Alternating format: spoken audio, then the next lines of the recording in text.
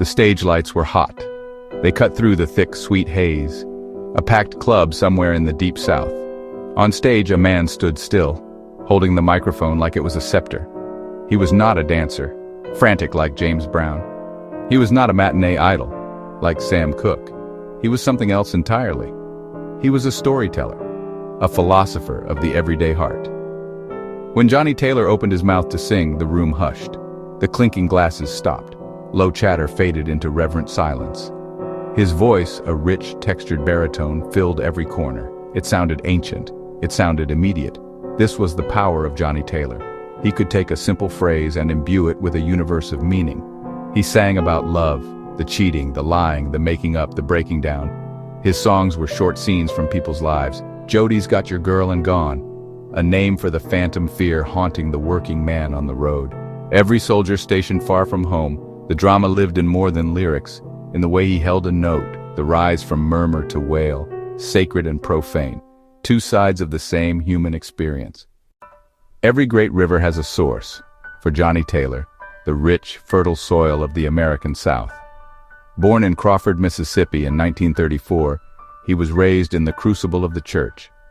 There, music was not performance, it was deliverance, a way to transcend the harsh realities of the Jim Crow South. His journey began with the Soul Stirrers, stepping into a role once held by Sam Cooke. Taking over for a legend is daunting, but Johnnie brought quiet confidence and made it his own. He learned phrasing, the art of bending a note, of holding back and letting go, building a song from quiet prayer to thundering declaration. Gospel taught him more than singing. It taught him to testify, to carry a dignified responsibility. When he left the sanctified world, he walked into 926 East McLemore Avenue, Stax Records. Not polished like Motown. Stax was raw, gritty, undeniably funky. Born of musicians playing live in a converted movie theater. They embraced the grain in his voice. The cracks were the source of his power. The songs reflected real life. Dead-end jobs, overdue bills, the joy of Saturday night, the pain of love gone wrong. He delivered lyrics with conversational ease, making drama feel true. This is where he earned the title, the Philosopher of Soul. In 1968, the groove was everything, and Stax released a sermon for the secular world. The lyric, "Who's making love to your old lady while you were out making love?"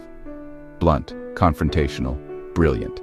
It shot up the charts and became a cultural moment, a shared truth, sung loud. In 1976, Disco Lady fused his soulful vocal to a disco pulse, commercially savvy, musically credible. It became the first RIAA platinum single, introducing him to a new generation. He didn't sell out, he bought in, same heart, new clothes. Fame brought costs, a tough business, disputes, temptations on the road.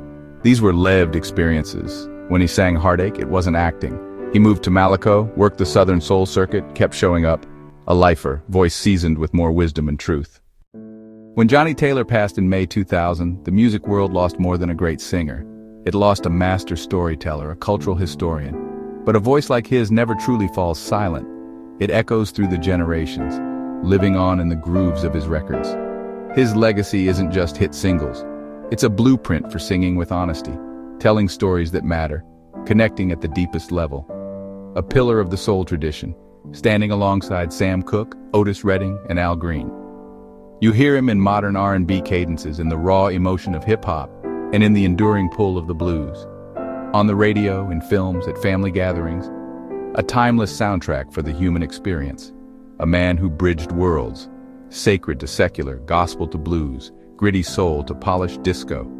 He reflected his time, navigating turbulence with grace and integrity. He gave a voice to the working class, to the lovers and the lonely, to anyone whose heart had been broken or lifted by a song.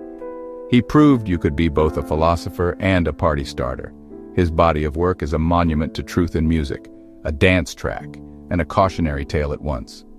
"It's cheaper to keep her," he sang, the pragmatic wisdom of a man who's seen it all. That blend of humor, pain, and insight ensures his place among great American artists. We still listen because he still has something to tell us. And as long as there is love and trouble, his voice will be there. An unending echo explaining it all.